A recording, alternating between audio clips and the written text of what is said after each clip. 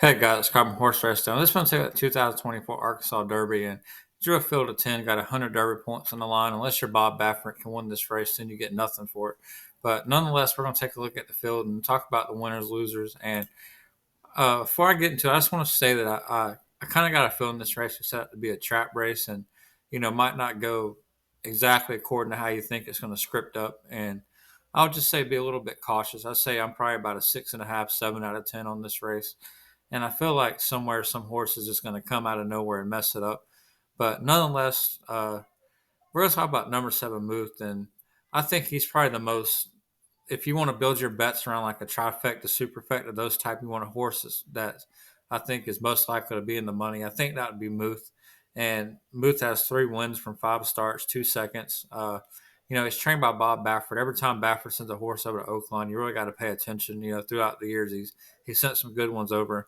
There's a little bit of kink in the armor with Muth. I think Muth is Baffert's second string. I think Nisos was clearly his ace, and I think Muth is the number 2, and just how good is his number 2 going to be over here? I think other than on paper, other than Timberlake and Mystic Dan, I don't think this field drew the really tough the rest of the way out. So if Muth is good enough, certainly I think he can win this race. But I don't think Baffert sent this horse clear across the country to fire a bad effort. So I think if you're looking for the safe horse, start constructing your bets around. I think Muth would be that horse. And we're getting to my second choice, and that's going to be Timberlake. And this will be Timberlake's second start off the leg off, and he's kind of got that fierceness, good race, bad race pattern. Sixth first, second first, fourth first. So if he stays on script, he'll probably run something other than first.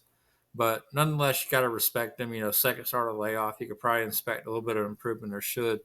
If there's a reason to be cautious with the horse, he's already got his Derby points, and I remember a few years ago with Mandaloon. Once he got his points, he fired a really bad effort in the Louisiana Derby. So I'm not sure how Brad Cox is gonna treat that. Is Timberlake gonna fire his A effort, or is he gonna try to fire a good effort? But uh, kind of have a little golden rule at Derby time. That once horses get their points, kind of proceed with caution with them, as they're at that point their goal was to win the Derby, not necessarily the Arkansas Derby. I'm not saying they wouldn't like to, but if your ultimate goal is a Derby, you don't want to do anything to try to mess that up. So in that case, proceed with caution. But certainly, if Timberlake can even run back the same level as the Rebel, then he'll be in the top 4.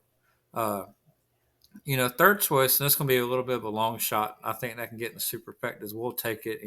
Trained by Eddie Milligan Jr. He's by Tappet. Tappet with high odds has been, something that's been pretty good to me and my friends throughout the years. So, certainly got to respect that. And if you go at the horse's first 2 efforts, they were not impressive. Obviously, ninth, and then, it's like something clicked in the, his third career race. He got second by nose, and I want to go down here. If you look at Timberlake, at the fraction of the race, it was 112-4, 144.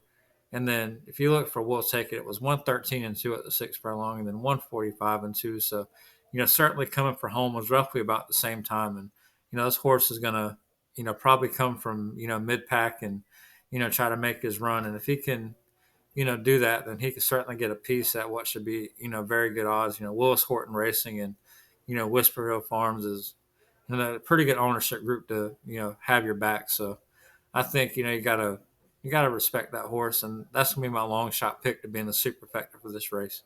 And one of the horses I think I'm gonna be playing against, and it's gonna be Mystic Dan. And uh, I don't know if you realize this horse only has 21 Derby points. It still seems kind of low, and it's crazy to think as good as that effort in the Southwest was, that if he fires, let's say like a Smarty Jones where he gets fifth, like this horse has a chance to be left out of the Kentucky Derby gate. This is one that's on everybody's top 5, but it's just crazy when you think about it that way.